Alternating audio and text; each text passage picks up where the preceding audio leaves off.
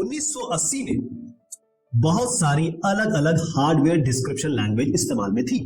सबके अलग अलग सिंटैक्स थे, सबके अलग अलग सिमेंटिक्स थे। इसका मतलब ये था कि सब कुछ बढ़िया था, बट लेकिन डेटा का जो इंफॉर्मेशन का एक्सचेंज है, यानी कि कोई अगर डिजाइन आपने एक एचडीएल में बता दिया तो वो किसी दूसरे एनवायरनमेंट में दूसरी कंपनी के टूल्स में कैसे जाएगा, यहां पर तकलीफ शुरू हो गई। यानी कि एनवायरनमेंट और टूल्स अलग अलग थे ना। यूनाइटेड स्टेट्स के डिपार्टमेंट ऑफ डिफेंस ने इस बात को पहचाना, इस बात को रिकॉग्नाइज किया कि भाई कोई ना कोई एक स्टैंडर्ड एचडीएल तो चाहिए ही चाहिए, क्योंकि अलग अलग टूल्स या डिजाइन टूल्स या एनवायरनमेंट्स में इसका उपयोग आराम से हो सके, हस्तांतरण हो सके, यहां से वहां इसका उपयोग हो सके। यहीं पर वीएचडीएल को बनाया गया ताकि इस प्रॉब्लम से निजात पाई जा सके।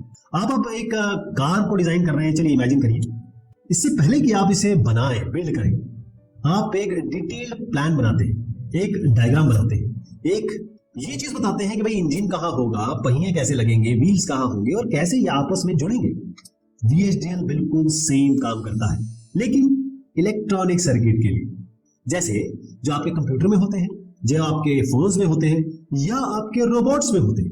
वीएचडीएल है VHSIC, हार्डवेयर डिस्क्रिप्शन लैंग्वेज। अब भाई ये VHSIC क्या है?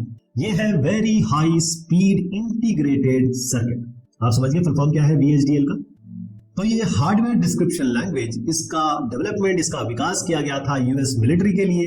इसका प्रोग्राम का नाम था VHSIC। 1980 के दशक में इसे बनाया गया था और इसको स्टैंडर्डाइज कर दिया गया है। इसका मानकीकरण हो चुका है IEEE institute of electrical and electronics engineers, और इसका जो मानकीकरण हुआ है वो हुआ है IEEE स्टैंडर्ड 1076 के नाम से। जो आज का वर्जन है, लेटेस्ट वर्जन है, वो है IEEE स्टैंडर्ड 1076 2019। तो VHDL आपकी किस तरीके से मदद करता है? ये आपको मदद करता है कि आप डिस्क्राइब कर सके, बता सके किस तरीके से डिजिटल सिस्टम जैसे कि एडर्स हो गए, काउंटर्स हो गए या फिर जो प्रोसेसर है वो काम करेंगे। आप इससे पहले कि हार्डवेयर बनाए, आप नकल कर सकते हैं, सिमुलेशन कर सकते हैं, आप जांच कर सकते हैं कि आपने जो डिजाइन बनाया है वो आभासी तौर पे वर्चुअली किस तरीके से फिजिकल हार्डवेयर में कन्वर्ट होगा, फिजिकल हार्डवेयर बनाएगा।